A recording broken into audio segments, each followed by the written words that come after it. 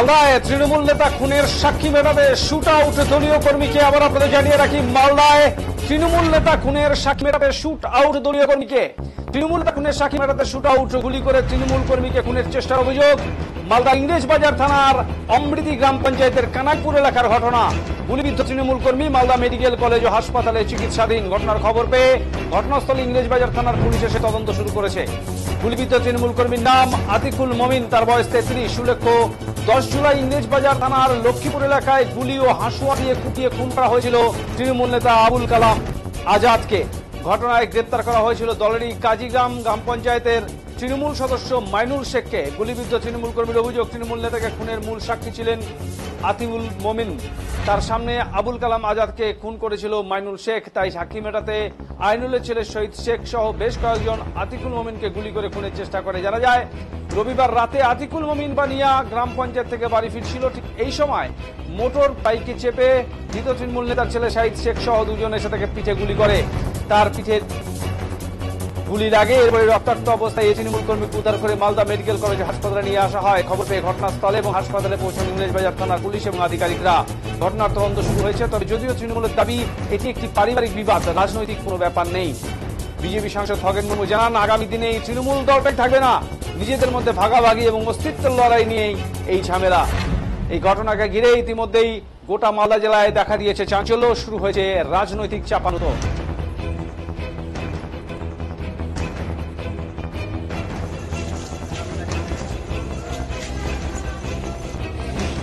বলছিলাম যে কি হয়েছে? আমার দাদা গুলি মেরেছে। কেন গুলি মারলো? গুলি মারলো কি, এর আগে আবুল কালাম আজাদকে যখন মেরেছিল লক্ষ্মীপুরে, তখন আমার দাদার সঙ্গে ছিল, ওকেও মেরেছিল। এদিকে দেখো। ভেবেছিল মরে গেছে, পা দিয়ে ঠেলে দেখেছে, কিন্তু তখন বেঁচে যায় কোনো রকম করে। তো একমাত্র সাক্ষী ওই বেঁচে গেছিল। এবার অনেকবার আমাদেরকে টাকা পয়সা দেওয়ার চেষ্টা করেছে, টাকা নিয়ে সাক্ষীটা দিতে হবে না, টাকা লেয়নি, হুমকি দিয়েছে। আজকে গুলি করে। টাকাটা কারা দিতে চেয়েছিল? টাকা মাইনুলের লোক ছিল।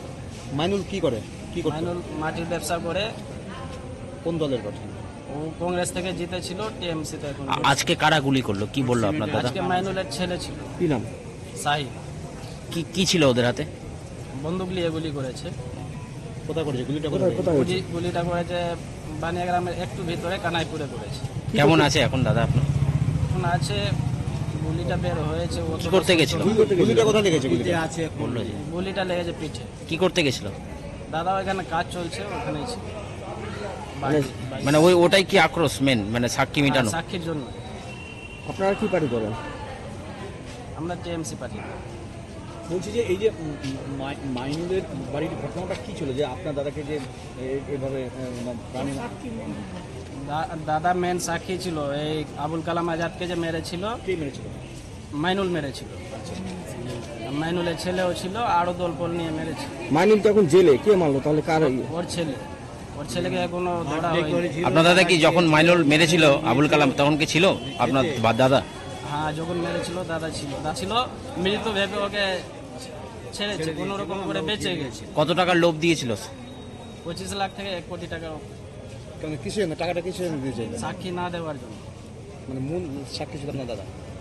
মেন সাক্ষী আমার দাদা। তার জন্য আজকে কি করলো? এখন গুলি করে দিয়েছে। কোথায় ভর্তি আছে? কোথায় ভর্তি আছে দাদা? এখন মালদা মেডিকেলে ভর্তি। আপনারা কি চাচ্ছেন? আমরা চাচ্ছি ন্যায় বিচার হয়ে যাবে। আপনার নাম? ওর ছেলেকে arrest করো। আপনার নাম? আমার নাম আসফাক মোল্লা। কি নাম? ও তো বাড়িতে ফোন করলাম আমি, তো বললো আসছি, রাস্তায় আছি, যেখানে কাজ হচ্ছে। আজ একটু পরে শুনলাম কি গুলি মেরে দিয়েছে। কে মারলো গুলিটা? ওটা জানার নাই কে মারলো। কোথায় হয়েছিল ঘটনা? ওই বানিয়াগ্রামের ট্রেনের সামনে। কি কাজ করেন আপনার স্বামী? আজ যেখান থেকে ইয়েগুলা মারি হয়েছে, কোনো কাজ করে না। যেখানে কাজ হচ্ছে ওখানে করায়, যে কাজ বিন্দিলে একটা কাজ হয়, ওখানে যে কাজটা করায়। আজকে কি করতে গেছিল? আজকে ওইখানে দেখাশোনা করছিল, ওখানেই ছিল। আসছিল মারলো কেন?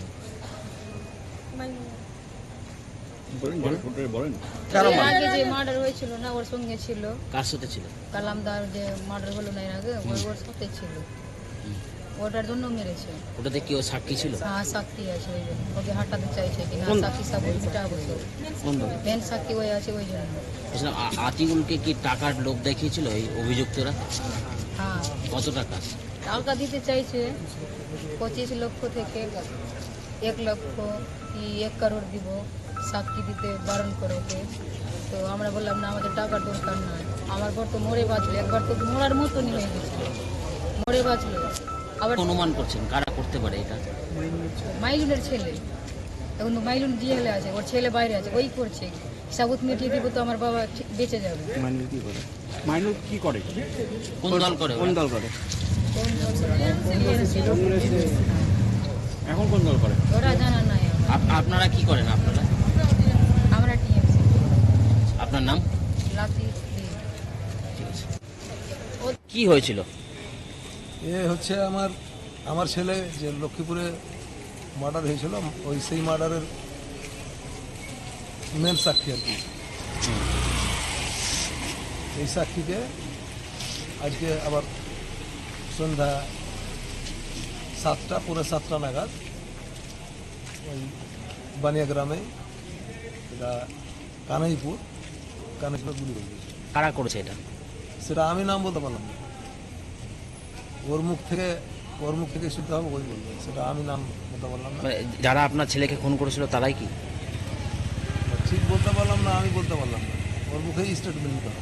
আপনার ছেলের মেন সাক্ষী ছিল নেই এরাই? হ্যাঁ, আপনার ছেলেকে মারা হয়েছিল? হ্যাঁ, কি গুলি করা হয়েছে? হ্যাঁ, গুলি করা হয়েছে। কোথায় গুলি লেগেছে? গুলি তো ছবি হয়েছে, ওর পেছন সাইডে গুলি লেগে আছে। আপনার নাম?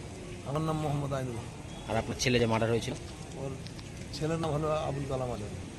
কি হয়েছিল? কি না দেয়, কিন্তু সে তাদের রাজি হয়নি। আজকে যে বাড়ি ফিরেছিল তখন তিনজনও চেষ্টা করা হচ্ছে, কি বলবেন? তৃণমূলের মধ্যেই আজকে গন্ডগোল হচ্ছে। তো রাজ্যের সর্বত্রই একই পরিস্থিতি, একই অবস্থা। তো এরা এখন যে অবস্থায় দাঁড়িয়েছে, তৃণমূলের মধ্যে দ্বন্দ্বটা চরমে আজকে পৌঁছেছে। অর্থাৎ তৃণমূলের তাদের ভাগ বাটোয়ারার গন্ডগোল, এত কেন্দ্রীয় সরকারের প্রকল্পের টাকা তারা যেভাবে লুট করছে, গরিব মানুষের সমস্ত টাকাগুলো লুট করছে, অর্থাৎ এই নিয়ে তাদের ভাগ বাটোয়ারা নিয়ে প্রচন্ড গন্ডগোল আছে। কে মানে কোন এলাকার কে হচ্ছে যে মালিক হবে, এই মালিকানা নিয়েও সমস্যা আছে। তৃণমূল কংগ্রেসের মধ্যে যেমন হচ্ছে খাদানের মালিকানা কে নেবে, কে হচ্ছে সে হচ্ছে যে ওই গরু পাচারের কে হচ্ছে যে মালিকানা নেবে, এরকম তো সমস্ত জায়গাতে আছে। যে এখানেও ওরা তাদের কে কোন পার্টি অফিসের মালিকানা কে নেবে, কে এলাকাটাকে হচ্ছে যে তার দায়িত্বটাকে পুরোপুরি হবে, পুরো ওই এলাকা সবকিছু লুট করার জন্য কে সবচাইতে বেশি হচ্ছে সেখানে দায়িত্ব পাবে, এই নিয়ে গন্ডগোল। এদের এই সমস্ত তৃণমূল কংগ্রেস যেভাবে শেষ হবে, অর্থাৎ তৃণমূল কংগ্রেস শুরু যেভাবে এসেছিল শুধু লুট করার জন্য। পশ্চিমবাংলাতে সরকারে এসেছে, তৃণমূল কংগ্রেস সরকারে এসেছে শুধু লুট করার জন্য। লুট করে করে আজকে যখন মানুষ তারা যেভাবে তাদের লুটের আর সমস্ত যে সম্পদ যেগুলো তারা তৈরি করছে, সেগুলো ভাগ বাটোয়ারা নিয়ে ঝামেলা আছে। তাই এখানে আমি মনে করি এগুলো সব তৃণমূলের গন্ডগোল। এটাতে হচ্ছে মানুষ আগামী দিনে তৃণমূলকে ওরা হচ্ছে উচিত জবাব দেবে, 2026-এ ওরা নিশ্চিন্ন হয়ে যাবে। ঠিক আছে, কি না দেয়, কিন্তু সে তাদের রাজি